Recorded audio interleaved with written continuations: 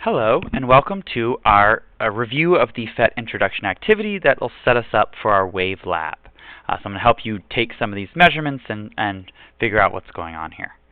So first of all, your amplitude picture should look something like this, where one full wave fits in each section, but the amplitude goes up. And we'll see that over here. With an amplitude of 0.25, it's just going up to half of a centimeter.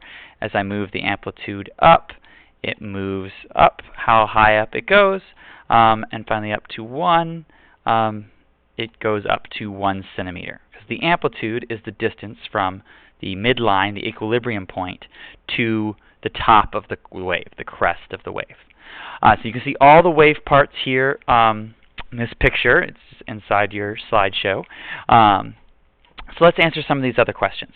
How does amplitude affect frequency? Right, that's our next question. Does amplitude affect frequency? So we can simply see that by changing the amplitude and seeing that our frequency bar does not change. That means the amplitude must not affect frequency. The reality is that amplitude for sound is like the loudness of the sound, whereas frequency is the pitch. High frequency, low frequency. The loudness of the sound does not affect how much frequency it has. Think about if you turn down your music, it doesn't sound different. It's just quieter. So amplitude does not affect frequency. All right, to determine if amplitude affects wavelength, we need to pause and measure our wavelength. This is how we see if things affect. We pause and measure, change, and remeasure. So I'll just change it by a lot. We can see that clearly the wave changes significantly. But does the wavelength change? Well, we have to pause and measure. 4.2 again. That was the same thing I got at this bottom one. 4.2. No matter what the amplitude is, it's 4.2. So, does amplitude affect wavelength? No. All right, most complicated one. Does amplitude affect wave speed?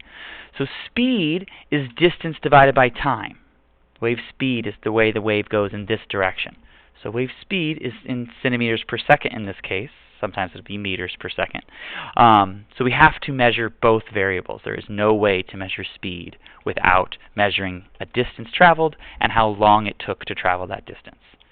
So we'll set it up like this. Get it going. You pause and line this up with the top of one of the crests.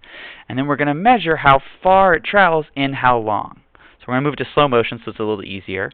We'll hit play on our timer so that it's ready to time. And then we'll hit play here, and we're going to track how many centimeters it travels. So this would be 2.5 centimeters. And so I say if you miss a round number, you might as well. And you can use this, which will change the time as well, but it keeps the time in slow motion. So in 3 centimeters in 0.49 seconds. So we just do 3 divided by 0.49, and we get 6.12. What if we did 4 centimeters? Well, I went a little bit past. So maybe 4.2 centimeters. So you can go straight into this line, by the way. 4.2 divided by 0.66 should get about the same thing. Now, what I missed is just imprecision of the data because I didn't line up perfectly with the top. On your lab, you will want to do your best to line up perfectly with the top and start the timer and stop the timer. So that's a little bit past. That'd be no good. I'd go to the next one and then use this to inch forward. I think 0.48 is more accurate. So 3 divided by 0.48 is going to be 6.25. That's what I've been getting a lot of the time with these. And I'll go one more just to show you. That's 4. That's pretty good. 4 divided by 0.64 is also 6.25. There, it worked. So it shouldn't matter how many centimeters you measure, as long as you're measuring how long it takes to go that number of centimeters.